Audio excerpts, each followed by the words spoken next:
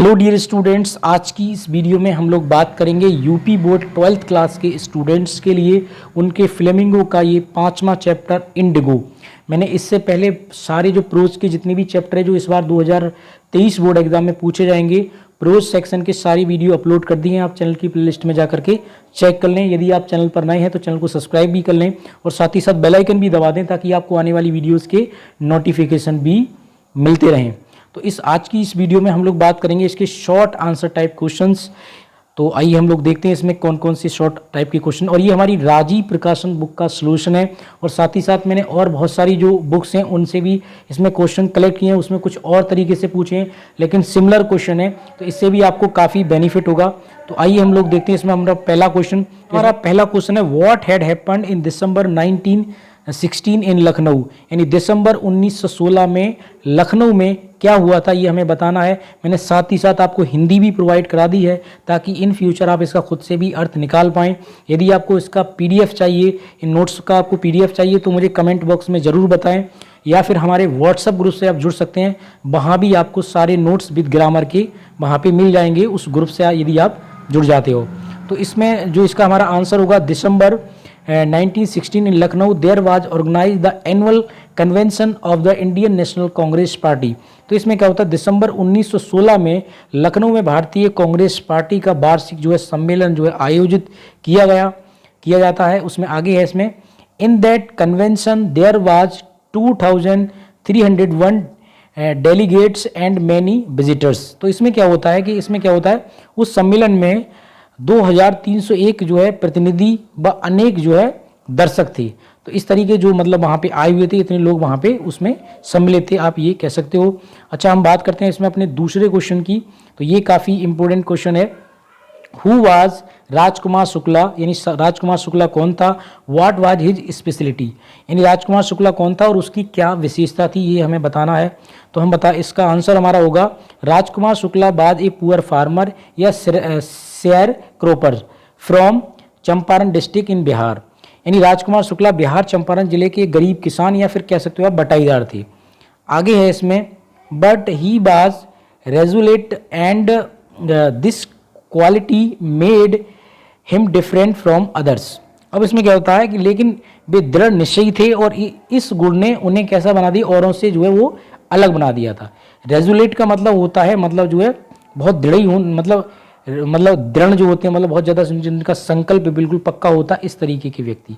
तो ये हमारा इसका आंसर हो गया। अब हम बात करते हैं इसमें, और ये जो सारे आप क्वेश्चन देख रहे हैं ये राजीव प्रकाशन की बुक हैं। साथ ही साथ मैंने और बहुत सारी चीज़ों पर स्टडी करने के बाद यहाँ पे और बहुत सारी किताबों के बुक्स जो और भी मतलब चल रही हैं वो भी इसमें किए हैं, क्योंकि उनमें सिमिलर क्वेश्चन थे।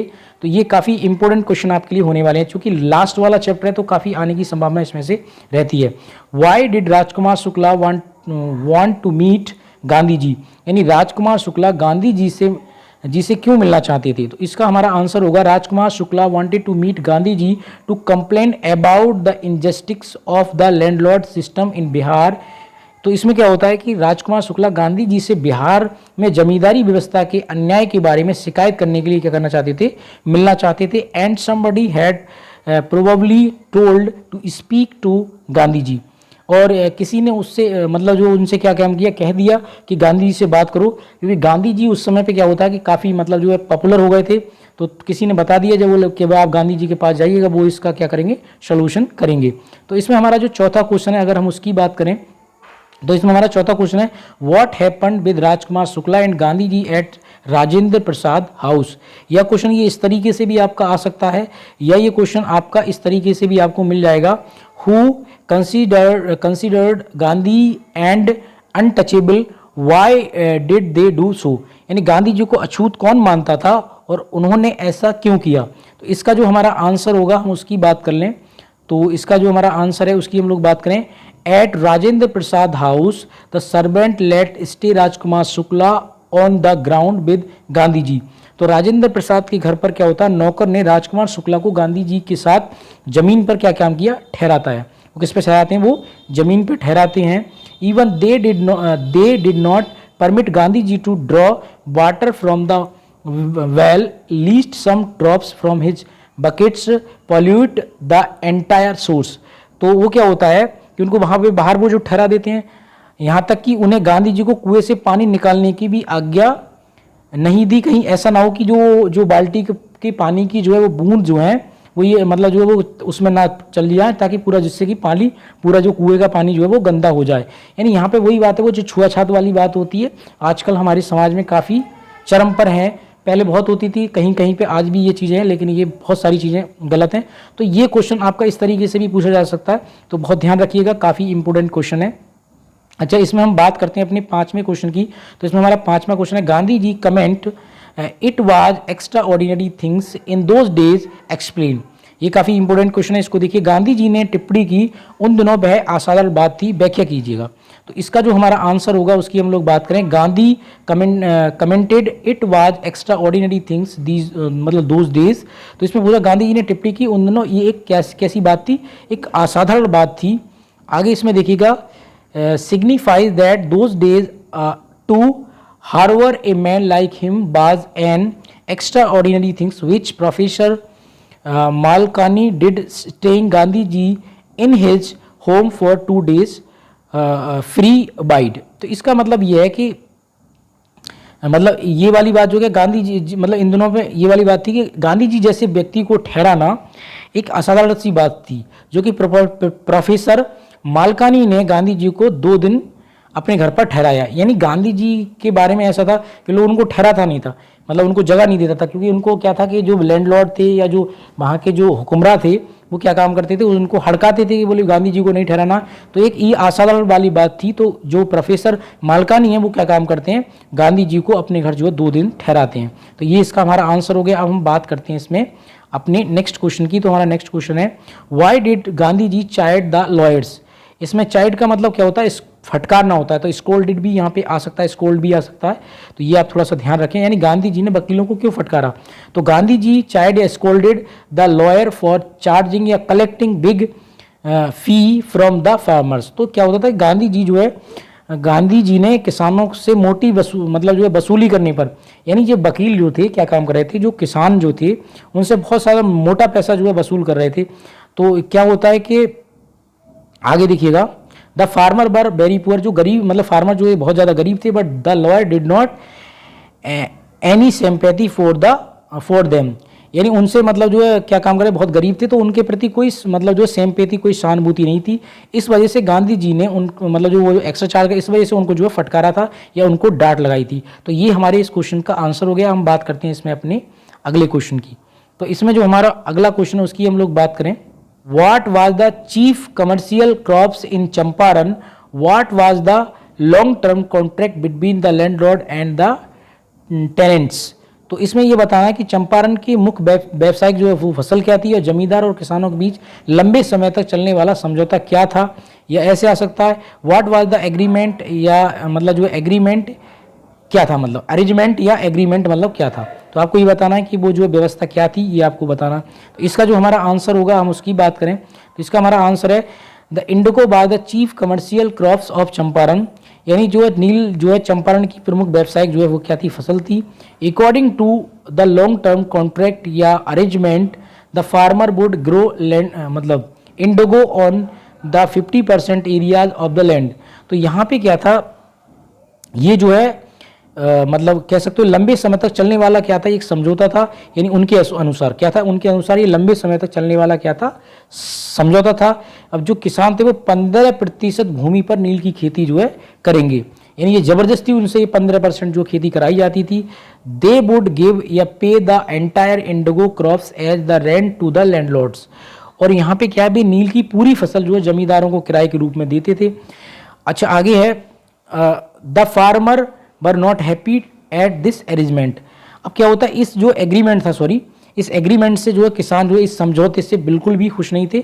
तो कुल मिला के इस क्वेश्चन का हमारा आंसर ये बन जाता है। हम बात करते हैं इसमें अपने अगले क्वेश्चन की। तो हमारा इसमें अगला क्वेश्चन है, why did Gandhi receive a someone to appear in court next day. यानी गांधी जी ने अगले दिन अदालत में उपस्थिति होने का बुलावा क्यों प्राप्त किया, तो ये हमें बताना। तो इसका हमारा जो आंसर होगा, Gandhi ji received a someone to appear in the court next day. यानी गांधी जी ने अगले दिन अदालत में उपस्थित होने का बुलावा प्राप्त किया। उसके बाद में because he disobeyed the order of the police superintendent to the quit Champaran immediately. अब यहाँ पे क्या होता है, क्योंकि उन्होंने पुलिस जो सुप्रिंटेंडेंट था, मतलब अधीक्षक था, को तुरंत चंपारण छोड़ने का क्या काम कर दिया, आदेश दे दिया कि भाई अब तुम चंपारण छोड़ के चले जाओ। गांधी जी से ये वाली बात वो उसने बोल दी। He was going to nearby village to see the maltreated peasant. Peasant का मतलब यहाँ पे किसानों से होता है। When the receive the order to return to home. तो यहाँ पे क्या होता है, वह पड़ोस के गांव में प्रताड़ित, क्या होता है, प्रताड़ित किसान को देखने जा रहे थे। तभी क्या होता है, वहां पे उन्हें कस्बे में लौटने का आदेश जो है वो प्राप्त हुआ। इसमें हमारा नवा क्वेश्चन है, अब उसकी हम लोग बात करें। हमारा नवा क्वेश्चन है, why did Gandhi ji disregard the order to leave Champaran, यानी गांधी जी ने चंपारण छोड़ने का आदेश की उपेक्षा क्यों की। तो इसका हमारा आंसर होगा, गांधी जी disregarded the order to leave Champaran because he had come there for mission। अब गांधी जी ने चंपारण छोड़ने का आदेश की अवज्ञा की क्योंकि वह ये एक मिशन के तहत मतलब जो वहां पे आए थे। And he wrote that the couldn't be ordered in his own country to leave any place। और उन्होंने लिखा कि उन्हें उनके ही देश में किसी स्थान छोड़ने की आज्ञा नहीं दी जा सकती। तो ऐसा उन्होंने बोला। तो ये इस क्वेश्चन का आंसर हो गया। अब हम बात करते हैं इसमें अपने अगले क्वेश्चन की। ये काफ़ी अच्छा क्वेश्चन है। व्हाट 10वां क्वेश्चन हमारा, what concern did Rajendra Prasad, Braj Kishore Babu, Maulana Mazharul Haq and several others prominent lawyer show to Gandhi ji.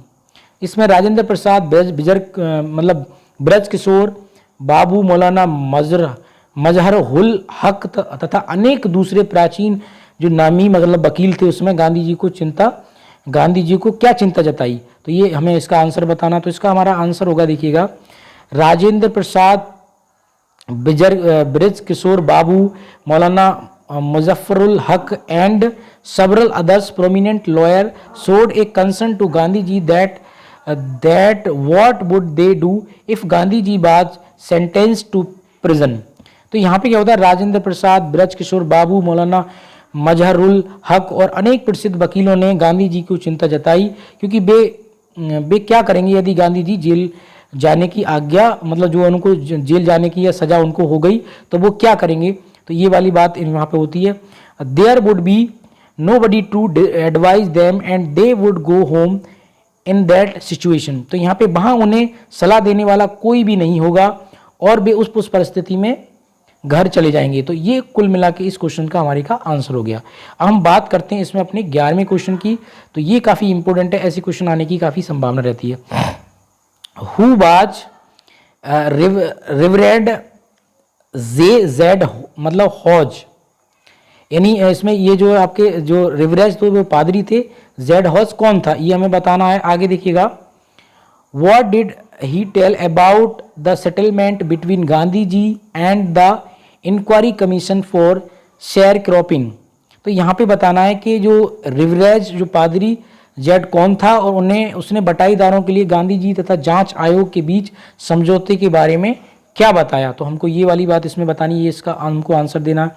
तो इसका जो हमारा आंसर होगा उसकी हम लोग बात करें तो इसमें है रिवरेंड जेड हॉज बाज British missionary in Champaran who observe the entire episode eight close range. यहाँ पे क्या होता है कि रेवरेंड जो पादरी होता है जे एड हॉज चंपारण में एक ब्रिटिश मिशनरी प्रचारक था, मतलब एक पादरी जो प्रचार वगैरह करते हैं, मतलब ईसाई धर्म का मतलब वो था जिसने पूरी घटना की नज़दीकी से देखा। उसने क्या काम किया, पूरी घटना को जो है वो नज़दीकी से देखता है।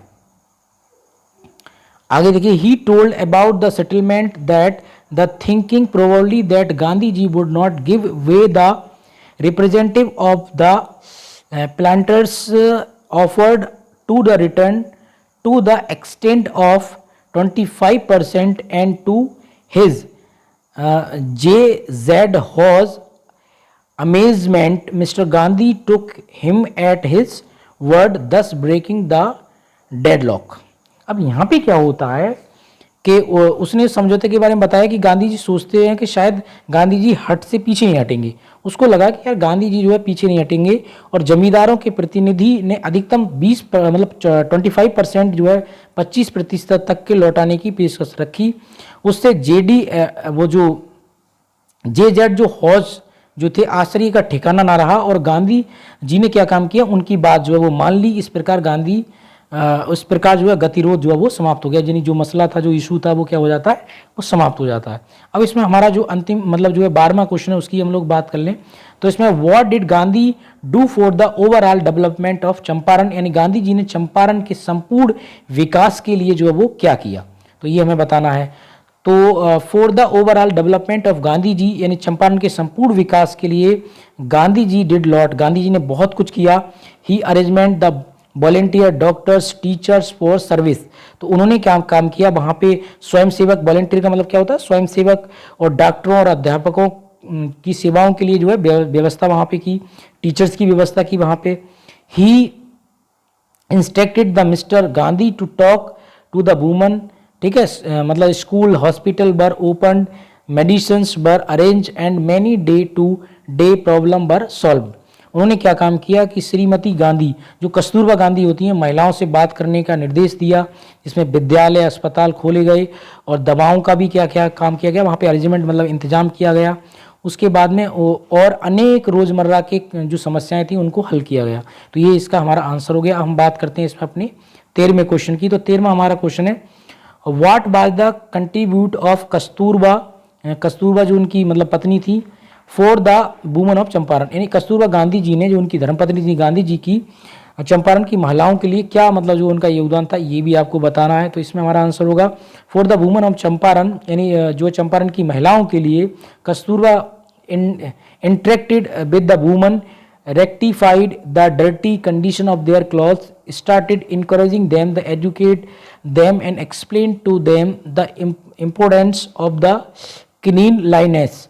तो यहाँ पे उन्होंने बताया कि चंपारण की महिलाओं के लिए कस्तूरबा गांधी ने महिलाओं से जो है बातचीत की, उनके कपड़ों की गंदी स्थिति को सुधारा और उनके प्रति क्या काम किया, प्रोत्साहन जो है मतलब प्रोत्साहित किया, मतलब उनका हौसला अफजाई की करना जो है प्रारंभ किया और उनको जो है शिक्षित और सफाई के महत्व के बारे में क्या काम किया, समझाया। अब इसमें हमारा जो 14वां क्वेश्चन है हम उसकी बात कर लें। 14वां हमारा क्वेश्चन है, हु वाज चार्लेस मतलब चार्लेस फियर्स एंड्रयूज।